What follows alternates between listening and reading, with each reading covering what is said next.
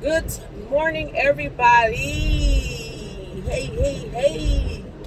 So, I was trying to figure out what story I was going to tell y'all today about a testimony. I just have so many, y'all. And sometimes sometimes God don't want you to tell people your business or, whatever. So he don't put it in your memory.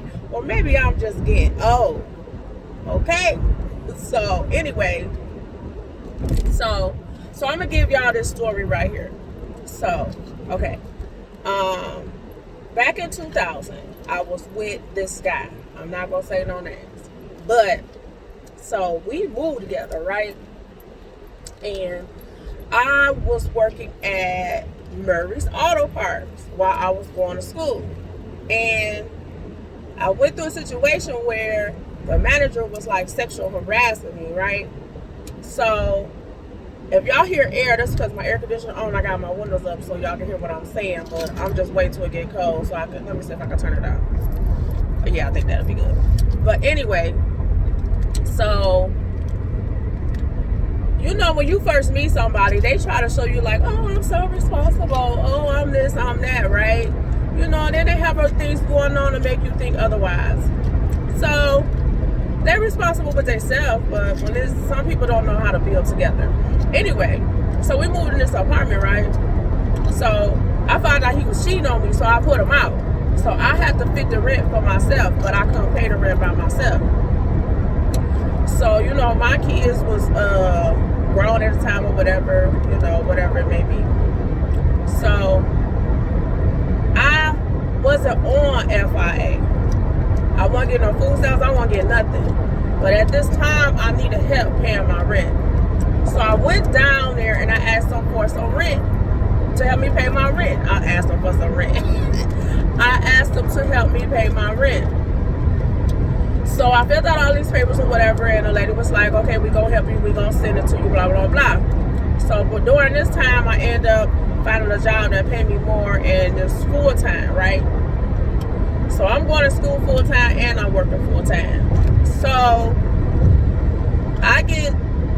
it's like, I go to court, so I tell them that FIA is going to pay me because if you don't go to court, they still put that on your record, and your record will be default. You'll have defaults on your record. Like, they'll see that you was finna get evicted if you don't go to court, but you didn't, but you almost did. So that count against you too. So I went to court, and I told them that FIA was going to help me or whatever it may be. So when I came from court, I went to the office and I had told them, I was like, yeah, FIA going to help me, blah, blah, blah. I showed them the letter and everything it may be. So they said, okay, but the court's still going to give you 10 or 14 days to get out of there. It don't matter what you say. So it was the last day. The next day they would have been putting my stuff out on the street, okay? So, I'm paranoid because I never have my stuff sat on the street. Ever in my life. Never, ever. Never.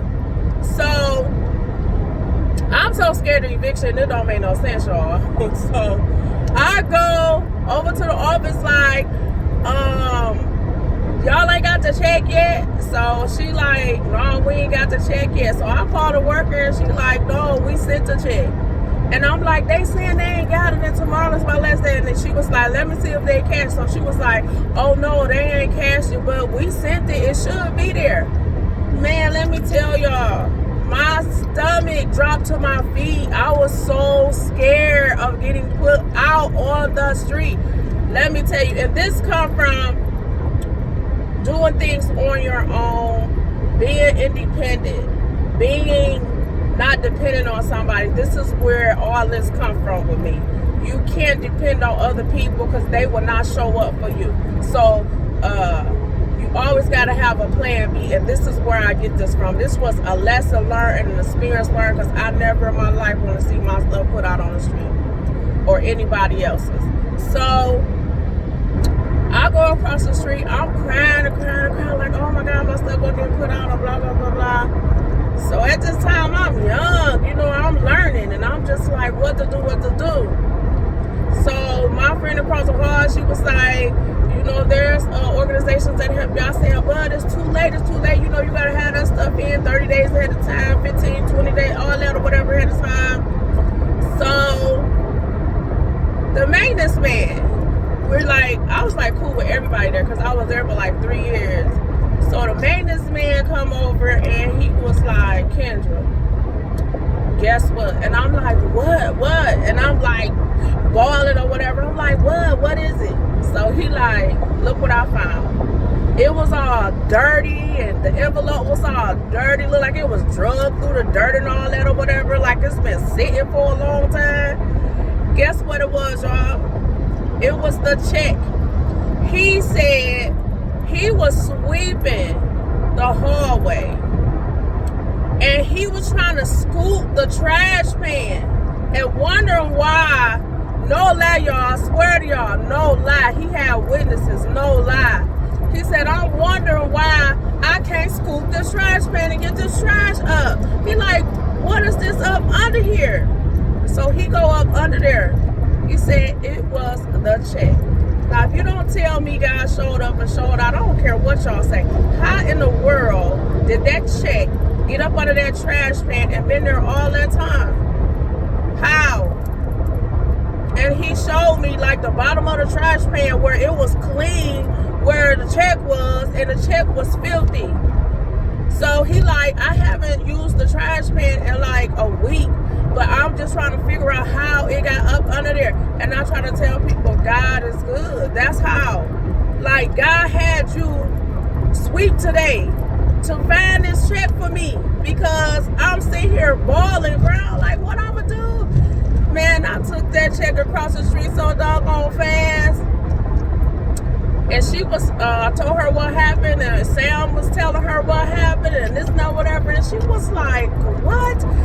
So when I got back across the street, the girl across the hall, she was like, God always looking out for you. And that's just one of the stories while I was staying there. But yes, and I was just so grateful. I was just thanking God. I was just praising God. I'm telling you, I caught the spirit in my apartment, everything. Like, I was like, because I had been through a lot with him. And then when I first moved there, it was all on me. I paid for everything to move there. I bought all the furniture. I bought everything. Like, he didn't help me do nothing. But see, I was young and dumb at the time. I'm telling y'all. And I try not to put things on young people like, oh, they just stupid. No, they have to go through heartbreak. They have to go through hard times. They got to go through hitting them knees. They got to go through struggling. They have to. If they don't, they will not learn for experience of how to get out of it next time and what not to deal with and not to allow. So you have to allow your kids to go through a struggle. You have to allow your kids to go through a heartbreak. You have to allow young people to experience life like that. Because if certain things that I've been through, it would not, if I didn't go through it, it will make me who I am today and to be as strong today and just know what to do. It's a lot of people call me because I've been through a lot of know how to get out of it and when I get in a hole or what to do. There's so many people that call me and ask me what to do. Because when you only depend on you and God, oh, you gonna learn and you gonna be experienced of what to do. And sometimes I have to catch myself by saying, oh, they just dumb down. They too old for that. No, sweetheart, it's not that they're too old. It's not they're dumb. It's not they're slow. It's not that. They have not been taught. It's people that their parents have catered them all their life, catered to them. And they will never learn what it is to really get out of a hole. And they will know what to do. They will fall apart. Because their parents cater to them. Your parents not going to be here forever. My parents didn't cater to us. I am the baby of the family. And I am not spoiled. I spoil myself. My parents did not spoil me. They'll tell you nobody in my family spoiled me but me. Okay? Because my parents didn't play that. My parents is from Mississippi. They did not play cater to your kids. Baby, your kids, oh, I ain't letting my child go through this, I ain't letting my child go through that. But guess what? You're not going to be here forever, and they're going to be overgrown. And when they get with somebody, they ain't going to want to deal with trying to raise your child all over again. And they overgrown. That's a waste of life. Let them experience things. Let them out here. Let them do what they gotta do. That's what I do with mine. My daughter, she got 3 kids now. And I tell her, no, if it's not for the grandkids, you need to do what you gotta do. My grandkids, I'm gonna hold down.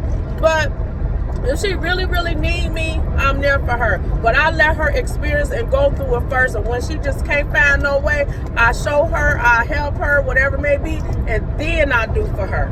But next time, you know what to do. And if you don't do it, don't ask me. Do it. Just go do it.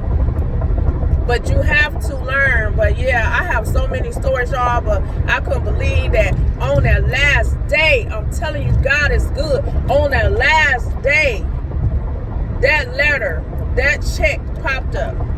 God said what? That he will wipe your tears away. I'm trying to tell you. And God knew what I was going through, and he know how big my heart is. I'm telling you, I was very, very, very, very like gullible when I was young. I'm trying to tell y'all, I was so gullible. I was so nice to everybody, and people don't understand. People make you who the person you are through life, and that's the truth.